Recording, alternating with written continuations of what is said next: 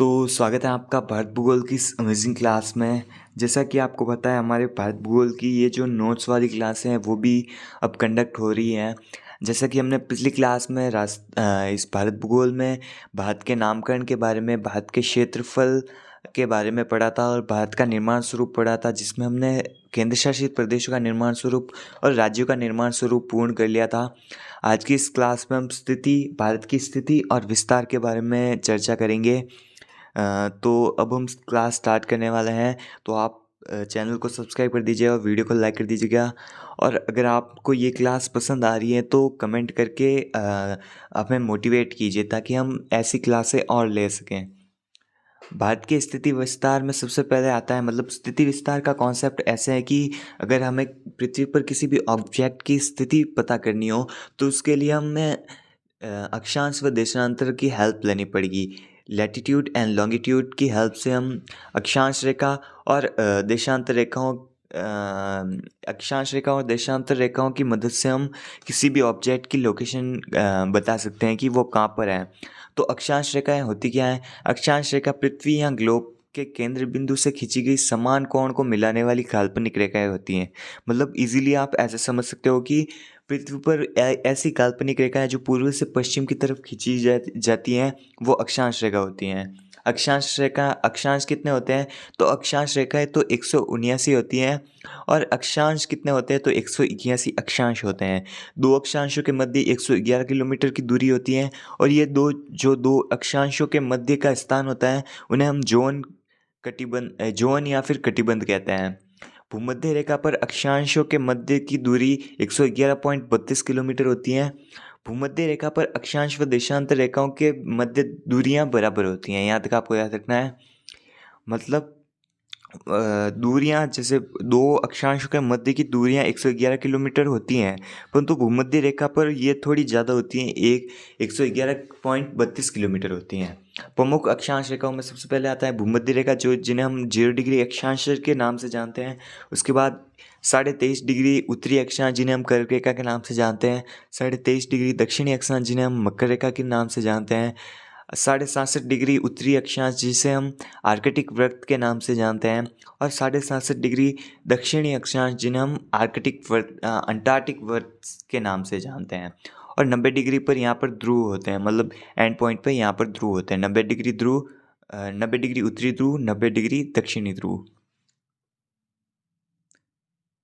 अक्षांश पूर्ण वर्त बनाती है जबकि देशांतर अर्धवर्त बनाती है। इसका अर्थ क्या हुआ? जैसे कि ये हमारी पृथ्वी है, तो ये जैसे अक्षांश रेखा है तो वो यहाँ से यहाँ तक अर्धवर्ती बनाती है, जबकि जो देशांतर रेखा है वो अर्धवर्ती बनाती है, जबकि अक्षांश रेखा पूर्ण वर्त बनाती है, मतलब पूरे पृथ्वी का एक चक्कर निकालती हैं। और देशांतर रेखा आधा चक्कर ही निकालती हैं। उसके बाद नोट लगा के लिखा गया है यहाँ पर, अक्षांश और देशांतर के रेखाओं के जाल को ग्रिड कहा जाता है। मतलब ये जो अक्षांश रेखा है और उसके ऊपर देशांतर रेखा है, उससे जो जालनुमा संरचना बनती है उसे हम ग्रिड कहते हैं। भारत भूमध्य रेखा से 876 किलोमीटर दूर नॉर्थ में है। मतलब अगर हम देखें तो भारत की स्थिति यहाँ पर है, तो यहाँ पर है, तो भूमध्य रेखा से ये 876 किलोमीटर उत्तर की तरफ है। मतलब भारत के जो दक्षिणतम अक्षांश हैं वो भूमध्य रेखा से 876 किलोमीटर दूर है। कर्क रेखा का कॉन्सेप्ट आता है क्योंकि कर्क रेखा भारत को दो बराबर भागों में बांटती हैं और भारत के मध्य से गुजरती हैं। ये कर्क रेखा भारत के 8 राज्यों से गुजरती हैं और विश्व के लगभग 3 महाद्वीपों से गुजरती हैं और इन 3 महाद्वीपों के 17 देशों से गुजरती हैं और भारत में ये 8 राज्यों से गुजरती हैं। 8 राज्य कौन कौन से? गुजरात, राजस्थान जो कर्क रेखा पर स्थित सबसे बड़ा राज्य है। उसके बाद मध्य प्रदेश जिसमें कर्क रेखा की सर्वाधिक लंबाई है। छत्तीसगढ़, झारखंड, पश्चिम बंगाल जिसमें सर्वाधिक जनघनत्व है। कर्क रेखा पर स्थित 8 राज्यों में सबसे ज़्यादा जनघनत्व किस राज्य में है? तो वो पश्चिम बंगाल में है। उसके बाद त्रिपुरा जहाँ पर कर्क रेखा की न्यूनतम लंबाई है। मिजोरम जो कर्क रेखा पर स्थित सबसे छोटा राज्य है और यहाँ पर कर्क रेखा पर स्थित 8 राज्यों में से सबसे न्यूनतम जनघनत्व पाया जाता है। तो सबसे बिगेस्ट अगर आपको पूछ ले, कर्क रेखा पर स्थित 8 राज्यों में सबसे बड़ा राज्य राजस्थान, सबसे छोटा राज्य मिजोरम, सबसे सर्वाधिक लंबाई कर्क रेखा की मध्य प्रदेश में और न्यूनतम लंबाई त्रिपुरा में। सर्वाधिक जनघनत्व पश्चिम बंगाल में और न्यूनतम जनघनत्व मिजोरम में। यहाँ तक आपको याद रखना है। उसके बाद हमारे पूछे जाती हैं कि कर्क रेखा किस राजस्थान में कर्क रेखा कितने किलोमीटर गुजरती हैं। तो राजस्थान में कर्क रेखा 2 जिलों से गुजरती है, डूंगरपुर व बांसवाड़ा, और कितने किलोमीटर गुजरती हैं, तो 26 किलोमीटर गुजरती हैं।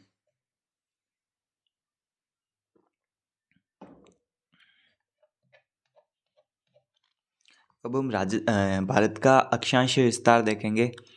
भारत का अक्षांशीय विस्तार है 37.6 डिग्री या फिर 37 डिग्री 6 मिनट उत्तरी अक्षांश से 8 डिग्री 4 मिनट उत्तरी अक्षांश। भारत का सबसे उत्तरी पॉइंट कौन सा है, तो भारत का सबसे उत्तरी बिंदु इंदिरा कौल लद्दाख है। और सबसे दक्षिणी बिंदु अगर आपको पूछ ले मुख्य भूमि का दक्षिणी बिंदु कौन सा है, तो मुख्य भूमि का दक्षिणी बिंदु कन्याकुमारी तमिलनाडु है। और मतलब भारत का ओरिजिनल जो ये तो मुख्य भूमिका है, मतलब द्वीप समूह के सहित भारत का दक्षिणतम बिंदु इंदिरा पॉइंट या फिर पिग्मिलियन पॉइंट है, जो 2004 में डूब गया था।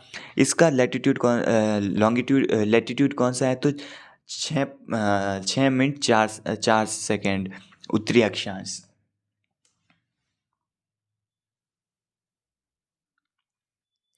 तो अगर आपको मोस्टली पूछ ले कि भारत की मुख्य भूमि का अक्षांशीय विस्तार कितना है, तो आपको बताना है 37 डिग्री 6 मिनट उत्तरी अक्षांश से 8 डिग्री 4 मिनट उत्तरी अक्षांश। अगर पूछ ले कि द्वीप समूह सहित, तो 37 डिग्री 6 मिनट उत्तरी अक्षांश से 6 डिग्री 4 मिनट उत्तरी अक्षांश। उसके बाद हम देशांतर रेखाओं के बारे में बात करेंगे। देशांतर रेखा क्या होती है, तो पृथ्वी या फिर ग्लोब से उत्तरी ध्रुव से दक्षिणी ध्रुव पर खींचे जाने वाली काल्पनिक रेखाएं देशांतर रेखाएं कहलाती हैं। देशांतर रेखाओं की संख्या 360 होती हैं। 2 देशांतरों के मध्य समय अंतराल 4 मिनट होता है। देशांतर रेखाएं अर्धवर्त बनाती हैं, ये मैंने पहले बता दिया था। 0 डिग्री देशांतर या फिर ग्रीनविच रेखा विश्व समय मानक रेखा है। और भारत की समय मानक रेखा कौन सी है, तो 82.5 डिग्री पूर्वी देशांतर या फिर 82 डिग्री 30 मिनट पूर्वी देशांतर। ये भारत की समय मानक रेखाएं जो 5 राज्यों से गुजरती हैं, उत्तर प्रदेश, मध्य प्रदेश, छत्तीसगढ़, ओडिशा और आंध्र प्रदेश। समय का निर्धारण कहाँ से किया जाता है, तो समय का निर्धारण नैनीगांव उत्तर प्रदेश से किया जाता है। वर्ल्ड टाइम से ये मतलब विश्व समय मानक रेखा से 5 घंटे 30 मिनट आगे हैं, मतलब पूर्वी की तरफ जाने पर 4 मिनट अधिक होते हैं। तो इसी कॉन्सेप्ट से जो विश्व की समय मानक रेखा है उससे हमारे भारत का टाइम 5 घंटे 30 मिनट आगे है, मतलब अगर मिनट में पूछ ले तो 330 मिनट।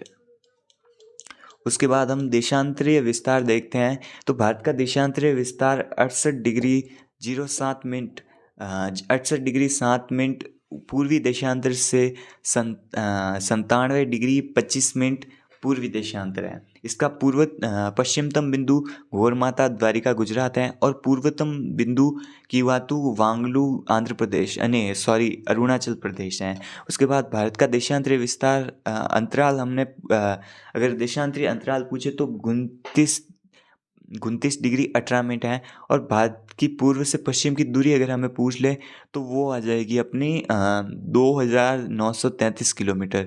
समय अंतराल पूछ ले पूर्व से पश्चिम की तरफ, समय अंतराल 1 घंटा 57 मिनट है। अगर आप राउंड फिगर में पूछ ले तो 2 घंटे बता सकते हैं। अब हम भारत की सीमाओं के बारे में बात करेंगे। भारत की सीमाएं 2 सीमाएं लगती हैं भारत की, एक तो जलीय सीमा और एक स्थलीय सीमा। सीमाओं को हम 2 पार्ट में डिवाइड करते हैं, एक तो जलीय सीमा और एक स्थलीय सीमा। भारत की जलीय सीमा है 7,516.6 किलोमीटर और स्थलीय सीमा है 15,106.7 किलोमीटर।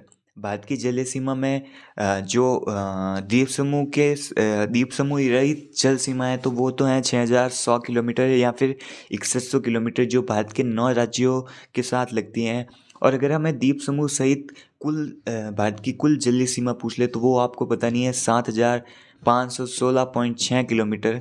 उसके बाद जलीय सीमा पर राज्य 9 है, मैंने बता दिया था, जिसकी कुल लंबाई 6100 किलोमीटर है, जिसमें सबसे पहले आता है गुजरात जो सर्वाधिक सीमा बनाता है 1214.7 किलोमीटर।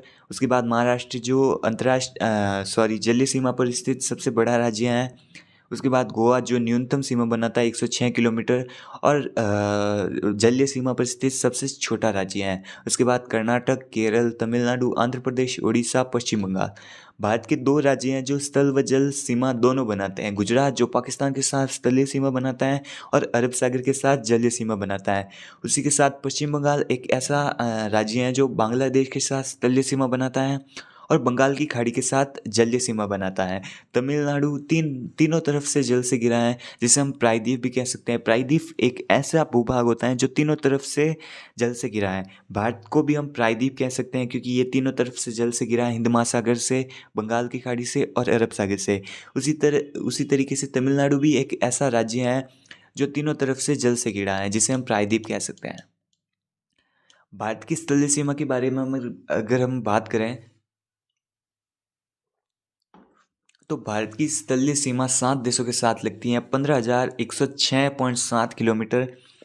जिसमें से कौन कौन से देश आते हैं तो सबसे पहले आता है पाकिस्तान जो हमारा पड़ोसी राज्य है, जिसके साथ 3,323 किलोमीटर की सीमा लगती है। उसके बाद अफगानिस्तान जिससे हमारे देश की सबसे न्यूनतम सीमा लगती है, न्यूनतम अंतर्राष्ट्रीय सीमा लगती है अफगानिस्तान, जिससे 106 किलोमीटर की सीमा लगती है। उसके बाद चाइना जिससे 3,488 किलोमीटर की सीमा लगती है। उसके बाद नेपाल आता है जिससे 1,751 किलोमीटर की सीमा लगती है। उसके बाद भूटान जिससे 699 किलोमीटर की सीमा लगती है। उसके बाद म्यांमार जिससे भारत की 1,643 किलोमीटर की अंतर्राष्ट्रीय सीमा लगती हैं। उसके बाद बांग्लादेश जिससे भारत की सर्वाधिक मतलब सबसे ज़्यादा अंतर्राष्ट्रीय सीमा लगती हैं, जो कितनी है तो 4,096.7 किलोमीटर।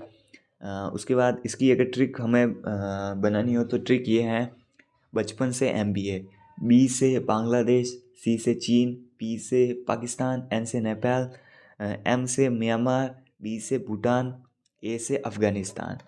अब हम देखते हैं एक एक करके। सबसे पहले हम देखते हैं भारत के साथ सर्वाधिक सीमा लगाने वाला देश बांग्लादेश, जो भारत के साथ 4,096.7 किलोमीटर की सीमा बनाता है। ये भारत के 5 राज्यों के साथ सीमा साझा करता है, जिसमें सबसे पहले आता है पश्चिम बंगाल जो सीमा पर स्थित सर्वाधिक क्षेत्रफल वाला राज्य है और सर्वाधिक सीमा भी लगाता है। उसके बाद असम जो न्यूनतम सीमा बनाता है और असम बांग्लादेश के साथ 2 बार सीमा बनाता है।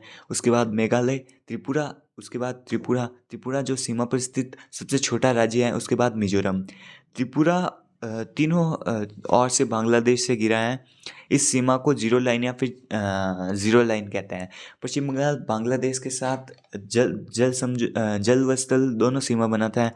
मतलब पश्चिम बंगाल बांग्लादेश के साथ स्थल सीमा भी बनाता है और जलीय सीमा भी बनाता है। 3 बीघा गलियारे का संबंध भारत व बांग्लादेश की सीमा से है, यहाँ तक आपको याद रखना है। उसके बाद म्यांमार के बारे में हम बात करेंगे। म्यांमार जो भारत के साथ 1,643 किलोमीटर की अंतर्राष्ट्रीय सीमा बनाता है। भारत के 4 राज्य इस सीमा पर स्थित हैं। भारत के 4 कौन कौन से राज्य हैं तो सबसे पहला आता है मिजोरम, उसके बाद मणिपुर, उसके बाद नागालैंड जो न्यूनतम सीमा बनाता है और इस सीमा पर स्थित सबसे छोटा राज्य है। उसके बाद अरुणाचल प्रदेश जो सर्वाधिक सीमा बनाता है और इस सीमा पर स्थित सबसे लॉन्गेस्ट या फिर सबसे बिगेस्ट राज्य है। सबसे सर्वाधिक सीमा मतलब सबसे लंबी सीमा अरुणाचल प्रदेश बनाता है म्यांमार के साथ, और सबसे बड़ा राज्य म्यांमार की सीमा पर स्थित भारत का सबसे बड़ा राज्य भी अरुणाचल प्रदेश है। उसके बाद भूटान जो भारत के साथ 699 किलोमीटर की अंतर्राष्ट्रीय सीमा बनाता है, जो न्यूनतम सेकंड न्यूनतम है। फर्स्ट न्यूनतम तो अफगानिस्तान है और सेकंड न्यूनतम सीमा भूटान बनाता है।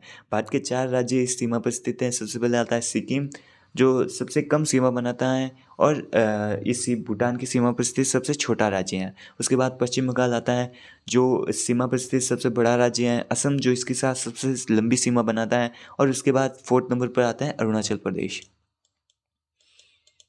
उसके बाद आता है नेपाल जो भारत के साथ 1,752 किलोमीटर की सीमा बनाता है, अंतर्राष्ट्रीय सीमा बनाता है और भारत के 5 राज्य इस सीमा पर स्थित है। सबसे पहले आता है उत्तराखंड, उसके बाद यूपी या फिर उत्तर प्रदेश जो इस सीमा पर स्थित सबसे बड़ा राज्य भी है और सबसे ज़्यादा सर्वाधिक सीमा भी बनाता है। उसके बाद बिहार, उसके बाद सिक्किम जो सीमा पर स्थित सबसे छोटा राज्य है। उसके बाद पश्चिम बंगाल जो इस नेपाल के साथ भारत में सबसे कम सीमा बनाता है।